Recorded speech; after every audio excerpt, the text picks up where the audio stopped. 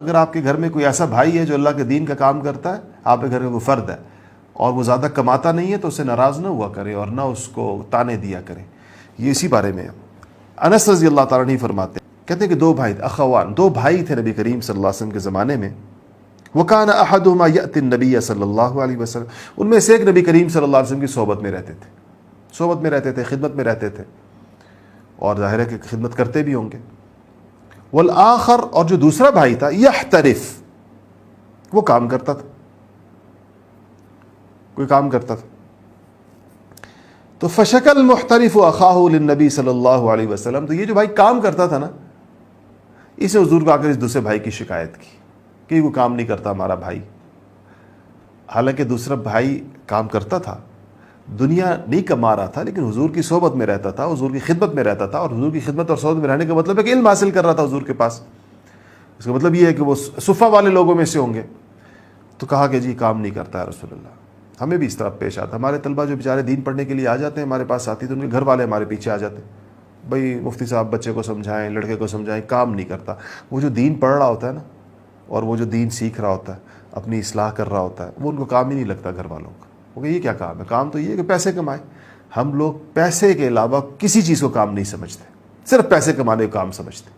یعنی گویا دنیا کا ہماری نظریں اتنی مادی ہو چکی ہیں، اتنی میٹلسٹک اپروچ ہو گئی ہے کہ صرف وہ چیز ہمارے نزدیک کام ہے جس میں کچھ نقد آئے، جس میں کچھ پیسہ آئے. کتنی افسوسناک صورتحال ہے. تو خیر، کہا کہ اس نے حضور کو کہا کہ یا رسول اللہ یہ بھائی میرا کام نہیں کرتا، شکایت کی حضور کو. حضور نے ایک مختصر سا جملہ ارشاد فرمایا، مختصر سا، یاد کر لیں ہمیشہ، لعلک ترزق بہ. حضور نے فرمایا ہو سکتا ہے اس کی برکت سے تجھے رزق دیا جا رہا ہو، اس کی برکت سے تجھے رزق دیا جا رہا ہو.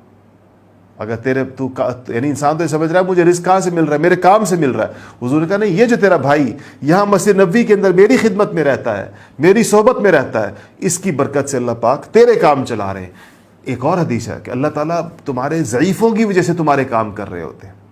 ترزقون بضعفائکم، تم اپنے گھر کے، اپنے خاندان کے کمزوروں، ضعیفوں، لاچاروں، معذوروں کی برکت سے کھا رہے ہوتے ہو، ان کی برکت سے کما رہے ہوتے ہو، ان کی برکت سے نعمتیں پا رہے ہوتے ہو. سچی بات یہ. میرے ایک چھوٹے بھائی معذور ہیں ذہنی طور پر، اور ان کی عمر ماشاءاللہ کافی ہے، 35 سال ہوگی، لیکن ظاہر بات ہے کہ وہ ایک چھوٹے سے بچے کی طرح ذہنی صحت بھی اتنی ہے. اور تو ہم سب بہن بھائی، میری والدہ خاص طور پر ماجدہ، ہم سمجھتے ہیں کہ یہ ہمارے گھر کی وہ برکت ہے جس کی برکت سے ہم سب کے کام چل رہے ہیں، جس کی برکت سے ہم سب پر اللہ تعالیٰ کی رحمتیں اور عنایتیں ہو رہی ہیں. یہ گھر میں جو رزق اتر رہا ہے، جو فراخی ہے، اللہ پاک نے جو کشادگی عطا فرمائی ہے ان کی برکت سے. تو واقعی یہ تو حدیث شریف میں پتہ چلتا ہے اگر آپ کے گھر میں کوئی معذور ہے، چاہے وہ ذہنی ہو، جسمانی ہو، کمزور ہے، کوئی ضعیف ہے، کوئی بوڑھا ہے، کوئی اور اگر وہ والدین ہیں تو کتنی بڑی برکت ہوگی، اس کو تم تصور بھی نہیں کر. کوئی بھی ہے، پھپھی ہیں، خالہ ہیں، کوئی اور خاندان کی کوئی بوڑھی خاتون یا مرد آپ نے اپنے گھر میں رکھا ہوا ہے ان کو، تو یہ ضعیف ہو گئے. یہ تو وہ جو حدیث، تو آپ کا رزق اس کی وجہ سے بڑھا ہوا ہے. آپ یہ نہ سمجھے کہ میں اپنے زور بازو سے کما رہا ہوں. یہ زور بازو سے کمانے کا دعویٰ قارون نے کیا تھا. اس نے کہا تھا میں اپنی صلاحیت اور اہلیت اور اپنے علم کی بنیاد پر کما رہا ہوں، میرے پاس کمانے کا ہنر ہے تو میں کما رہا ہوں. پھر اللہ پاک نے اس کے خزانوں سمیت زمین کے اندر دھسا دیا کہ اگر تو یہ سمجھتا ہے کہ تو اپنے ہنر سے کما رہا ہے، تو کما شما انسان اپنے ہنر علم سے نہیں رہا ہوتا، اللہ کے فضل سے آ رہا ہوتا ہے سارا کچھ اس کے پاس. کوئی انسان دنیا میں ایسا نہیں ہے کہ جو اللہ کی جن نعمتوں کو استعمال کر رہا ہے وہ ان نعمتوں کو ڈیزرو کرتا ہو.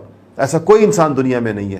یہ فضل الہی، آسمان والے کا یہ فضل ہے انسانوں کے اوپر، عطا ہے بغیر کسی استحقاق کے، بغیر کسی حق کے وہ عطا فرما رہا ہے. اور اس میں سے ایک سبب یہ ہے کہ کمزوروں کی وجہ سے عطا فرماتا ہے.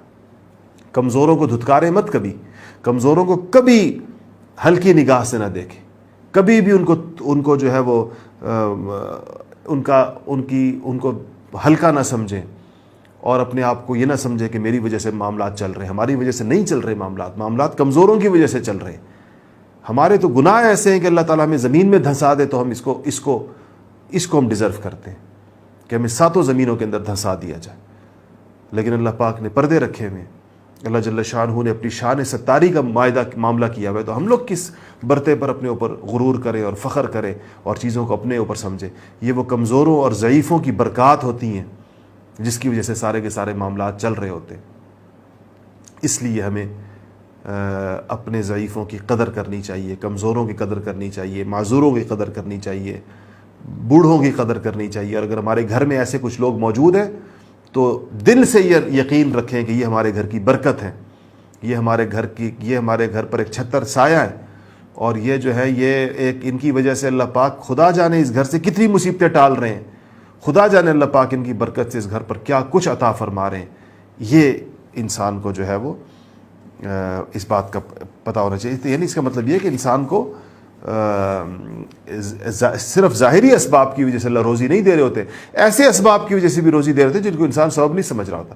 یعنی گھر میں ضعیف اور معذور اور کمزور کا ہونا بھی ایک سبب ہے روزی کے، روزی کے اسباب میں سے، جیسے دکان سبب ہے، ملازمت سبب ہے، زمین سبب ہے، زمیندارہ سبب ہے، ایسے ہی کسی گھر کے اندر کسی کمزور کا، ضعیف کا، لاچار کا، بے روزگار کا، اس کا ہونا بھی گھر کے اندر ایک سبب ہے روزی کے آنے کا۔ اللہ تعالی ہمیں ان اسباب کو سمجھنے کی اور قدر کرنے کی توفیق نصیب فرمائے۔